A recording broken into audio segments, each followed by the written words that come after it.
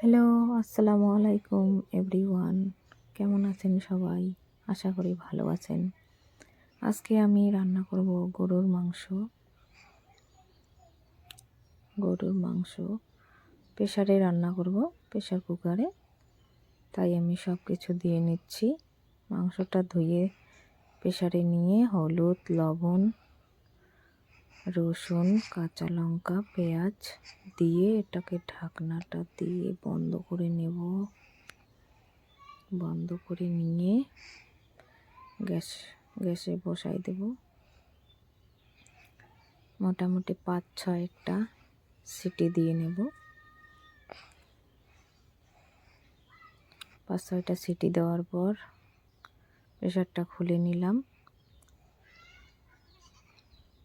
এখন আমি মাংসটা কড়াইয়ের মধ্যে ঢেলে একটু ভুনা ভুনা করব। ওই তো কড়াইয়ে ঢেলে দিয়েছি।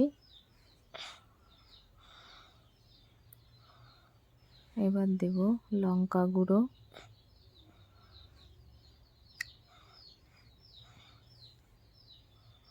লঙ্কা গুঁড়োটা দেওয়া হয়ে গেলে একটু নেড়ে চেড়ে নেব। এখন কিন্তু কালার আসেনি, মাংসটা পরে কালার চলে আসবে।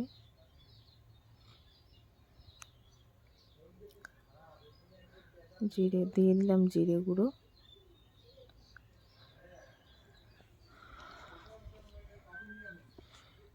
আর একটু জিরে গুঁড়ো দিয়ে দিলাম।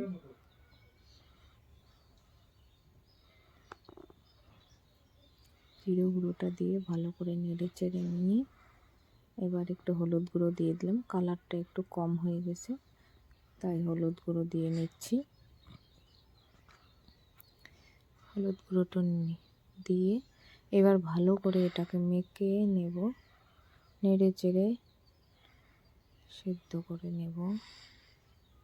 মাংসগুলো কিন্তু সেদ্ধ হয়ে এসেছে, এখন শুধু ভুনা ভুনা করতে হবে।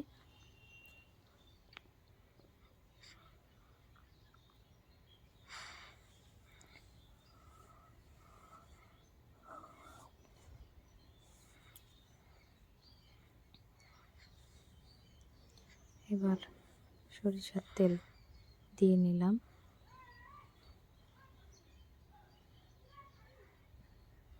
আমি সরিষার তেল দিয়ে রান্না করতে ভালোবাসি, খেতেও ভালোবাসি। আপনারা চাইলে সাদা তেলও দিতে পারেন।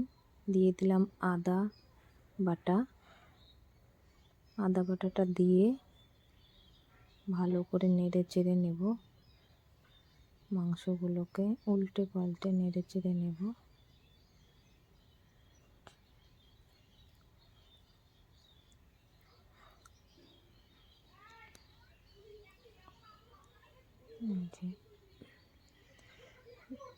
হ্যালো ভিউয়ার্স, দেখতেই পাচ্ছেন এখন কত সুন্দর কালার চলে এসেছে মাংসটার।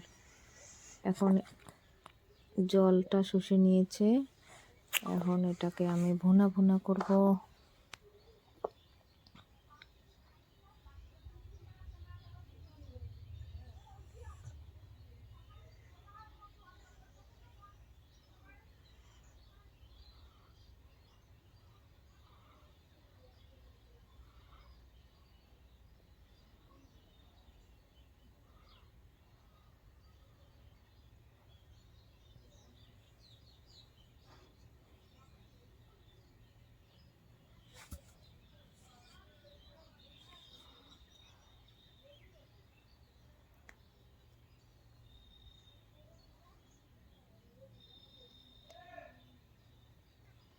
মাংসটা নেড়ে চেড়ে ভালো করে নেড়ে ভুনা ভুনা করে ভালো করে কষিয়ে নেব।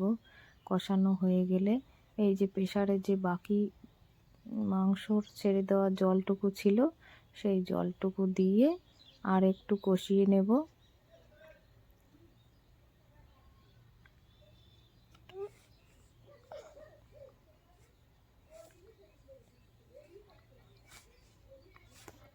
এবার এই মশলাগুলো আমি শিলপাটায় বেটে নিয়ে দেব।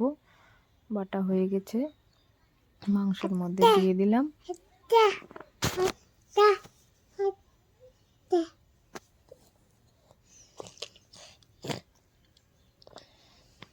মশলাগুলো দিয়ে এখন ভালো করে নেড়ে চেড়ে উল্টে পাল্টে ভালো করে কষিয়ে নেব।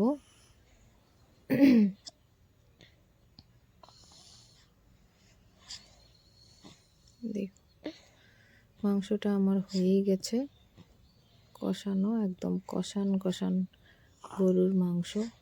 গরম গরম খেতে দারুণ লাগে।